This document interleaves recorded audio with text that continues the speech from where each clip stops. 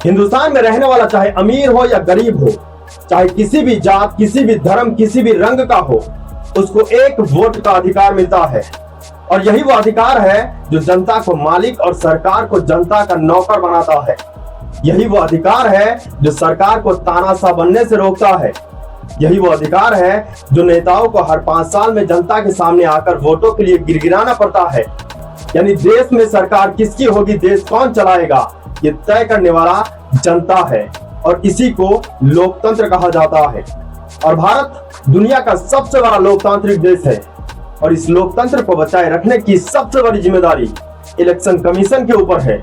और राहुल गांधी ने इसी इलेक्शन कमीशन के ऊपर कर्नाटका के एक ही विधानसभा से 1,250,000 वोटों की गड़बड़ी का आरोप लगाया है।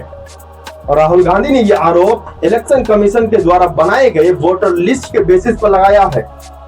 और यह गड़बड़ी 5 तरह से हुई है, लेकिन गड़बड़ी चाहे 5 तरह से हो या 1 तरह से हो, गड़बड़ी तो गड़बड़ी होती है।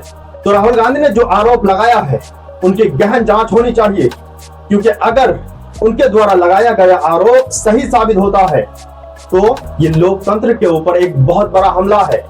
लोकतंत्र भारत की आत्मा है और यह हमला भारत की आत्मा पर हमला है।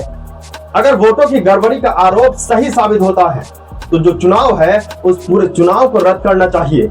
और इस चुनाव के दौरान जो चीफ इलेक्शन कमिश्नर थे और साथ में जो और अफसर थे, इन सब के ऊपर लोकतंत्र पर हमला करने के जुर्म में देशद्रोह का मुकदमा चलना चाहिए, क्योंकि ऐसा करके उन्होंने भारत के आत्मा पर हमला किया है, भारत के हर एक नागरिक के लोकतांत्रिक अधिकारों पर हमला किया है। और अगर राहुल गांधी के लगाया गया यह आरोप गलत साबित होता है तो राहुल गांधी के ऊपर भी मुकदमा चलाया जाना चाहिए, उनके ऊपर हमेशा के लिए बैन लगना चाहिए, क्योंकि इस देश से ऊपर कोई नहीं है।